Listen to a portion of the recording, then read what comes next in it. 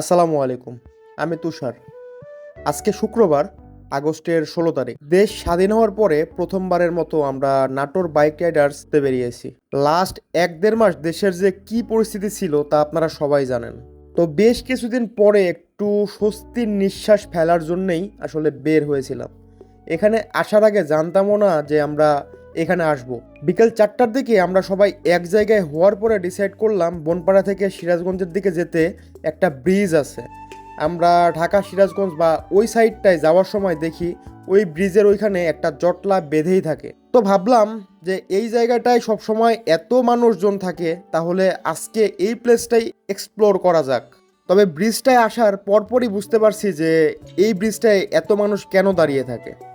ভাইরে ভাই, যেই বাতাস আর যেই আবহাওয়া, জায়গাটা বাসার আশেপাশে হইলে হয়তো রেগুলারই আসতাম এই বাতাস অনুভব করতে। আর এই বাতাস অনুভব করতে করতে দেখলাম এখানে একটা রেস্টুরেন্টও হয়েছে অ্যান্ড কিছু নৌকাও দেখতে পেলাম। দুপুরে আমরা সবাই খাওয়া দাওয়া করে বের হওয়ার কারণে রেস্টুরেন্টটার খাবার টেস্ট না করতে পারলেও নৌকা ভ্রমণ মিস করি নাই। সাখত ভাই এবং ফয়সাল যে একটা নৌকা ঠিকও করে ফেললো। ভাড়া মিটছিল 350 টাকা। কন্ট্যাক্ট ছিল আমাদের নিয়ে 1 ঘন্টা ঘুরবে, কিন্তু ঘুরতে ঘুরতে যে কোথায় নিয়ে যাবে সেটাও কিন্তু আমরা জানতাম না।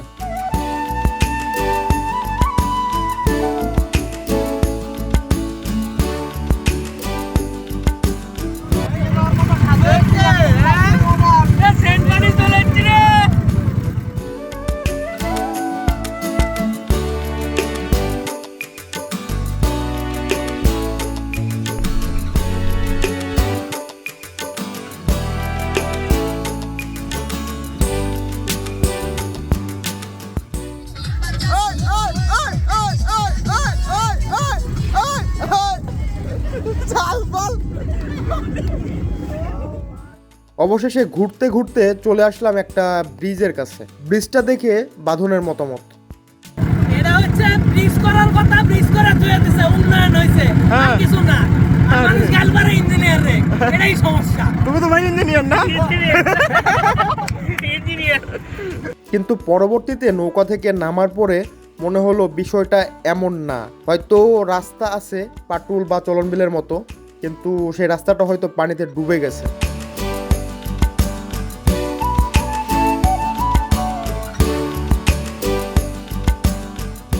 এরপরে আমরা জায়গাটায় কিছুক্ষণ সময় কাটিয়ে বাসার দিকে ব্যাক করার জন্য প্রস্তুতি নিচ্ছিলাম।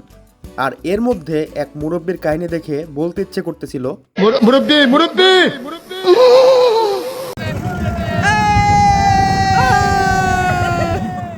জায়গাটায় যেহেতু তেমন দোকানপাট নাই, সো এইখানে এলে হয়তো অনেকেই খাবার পানির অভাব ফিল করতে পারে, যার জন্যই হয়তো এখানে একটা টিউবওয়েলও রয়েছে। আর এই বিষয়টা আমার খুবই ভালো লাগছে। আজকে এই ছোট্ট ট্রিপে আমরা কি পরিমাণ মজা করেছি এটা আসলে বলে বোঝানোর মতো না।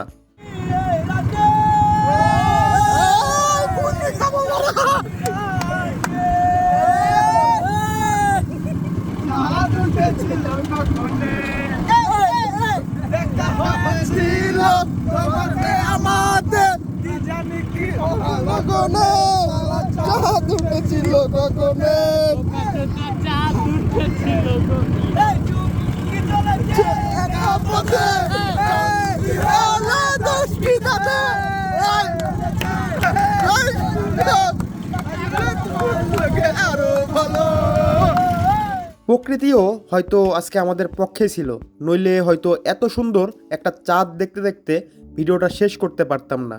ধন্যবাদ সবাইকে যারা এতক্ষণ ধৈর্য ধরে আমাদের এই ভিডিওটি দেখছেন।